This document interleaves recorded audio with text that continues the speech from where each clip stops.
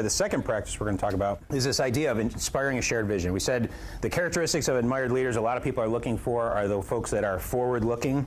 So this is one of those characteristics around that. So what I want to do is for the next minute, and I invite you to think about this if you're watching the video, think about a place you really enjoy visiting. It's one of your favorite places to go to, an actual location you like to go. So I want you to think about that place. And for a minute, you're going to partner up, and you're going to talk to your partner about that place. All right? Your goal in that minute is to convince them that this is a place that they should want to visit as well. Okay, so the energy in the room just lifted up a little bit, didn't it? As you're talking about your favorite places to visit.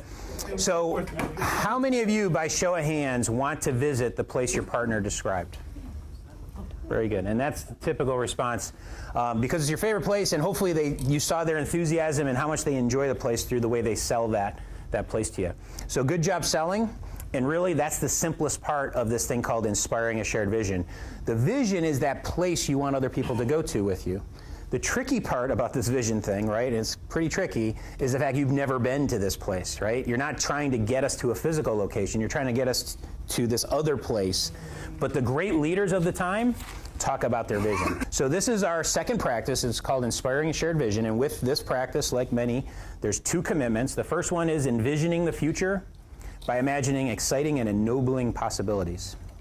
Then the tricky part of enlisting others in this common vision and appealing to shared aspirations.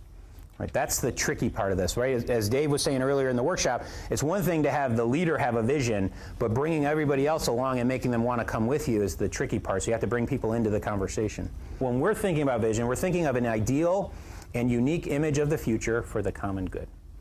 That's Jim and Barry's definition, right? I'm sure there's many other definitions of a vision, but think of ideal, unique imagery in the future and common good. Those are kind of the key things to think about when you want your vision. So if you have a vision of something you'd like to change in your schools, something you'd like to see students doing or teachers doing, how would you describe that in an ideal, unique, with imagery that will actually have them into the vision as well? Dr. King is one of the great examples.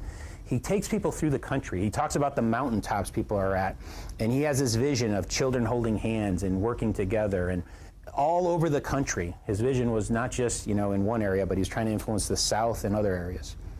The other vision that gets kind of put on a pedestal is John F. Kennedy, right? We're going to put a man on the moon and return him safely by the end of the decade. That vision changed all the behaviors of folks at NASA. And I like a real simple vision, too, that I like to tell this story. If you ever visit Hawaii, there's a small family-owned business called Roberts Travel.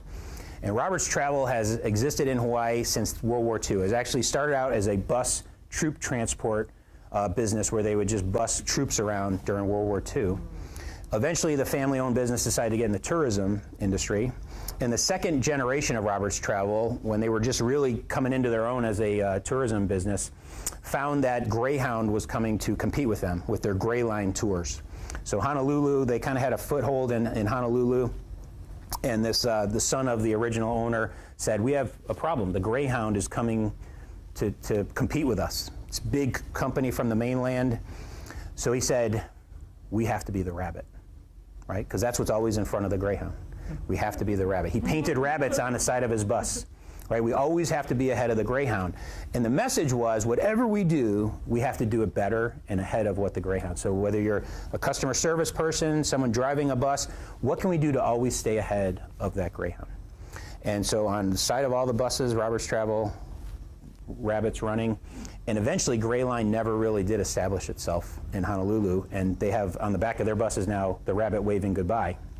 And most people, if you don't look at their website or know some of that inside information, don't know why the rabbit is their symbol. But the challenge to them now is they don't have a vision anymore, right? So what's the next vision?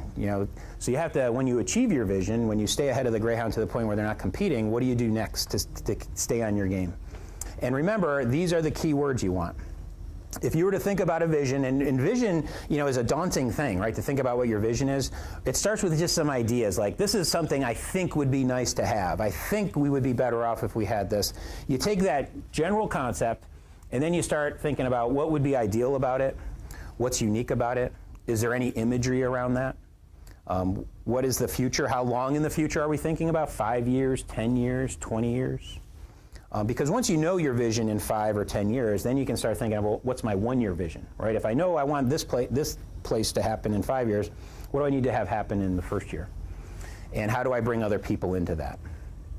So one of the things I recommend you do, and as you think about your topic and what you'd like to change in your work environment, start socializing it early. Many of us don't want to talk about our vision until we think we've got it all perfectly packaged, right? As soon as I get this exactly worded right, exactly imaged right, then I'm going to share it with people. No, you want to bring people into the conversation and socialize it along the way. So what I'd encourage you to do is start thinking about your vision. If you come to the Digital Literacy Institute, you're going to find that we got lots of time to share and collaborate, and as you bounce your vision idea off with some of your students, your fellow students, that's where it really starts taking hold.